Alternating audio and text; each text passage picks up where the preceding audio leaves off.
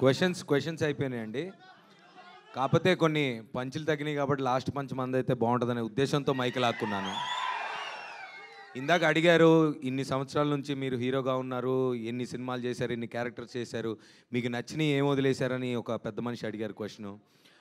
చాలా వదిలేశాడు, కానీ అన్నిటికంటే ఎక్కువగా మిస్టర్ అండ్ అంతరిక్షం వల్ల తన బ్రహ్మచార్యాన్ని వదిలేశాడు.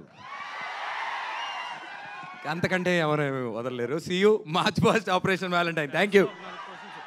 కాదు, క్విక్గా ఒక్కసారి Varun Tej garu, with your permission, fans are చాలా ఎనర్జెటిక్ అండ్ ఎంతూజియాస్టిక్గా ఉన్నారు కాబట్టి వాళ్ళ నుంచి ఒక 2 క్వశ్చన్స్ తీసుకుందామా? ఓకే, మైక్ ఎవరైనా ఒకసారి క్విక్గా పైకి తీసుకువెళ్ళండి. అక్కడ ఇగో ఇక్కడ ఇవాళ లాటరీ లాగా అనమాట. ఎవరైనా ఇద్దరు మంచి మంచి క్వశ్చన్స్ అడగండి, ఓకేనా?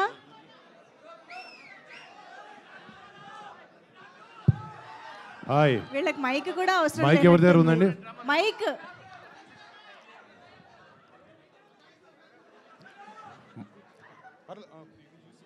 యా, ఎవరు అడుగుతారో చేయెత్తితే mic. Yeah, right, start.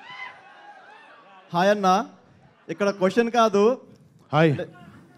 Mega ఫ్యామిలీలో ఒక హీరోని కలుసుకోవాలని ఎప్పటి నుంచో నాకు ఆశ. ఇప్పుడు మిమ్మల్ని చూశాను, మళ్ళీ చూస్తాను లేదు తెలియదు. ఒక ఫోటో ఇవ్వగలరన్నా ప్లీజ్? తప్పకుండా ఇస్తాను. థ్యాంక్ యూ అన్న, ఐ లవ్ యూ. మళ్ళీ ఇది అడగొద్దు, ఓకేనా? ఇది ఒకటే, నెక్స్ట్ ఇంకొకటి వేరే ఏదన్నా. దీన్నే తెలుగులో విజ్ఞాన ప్రదర్శన అంటారు. క్వశ్చన్ అడగమంటే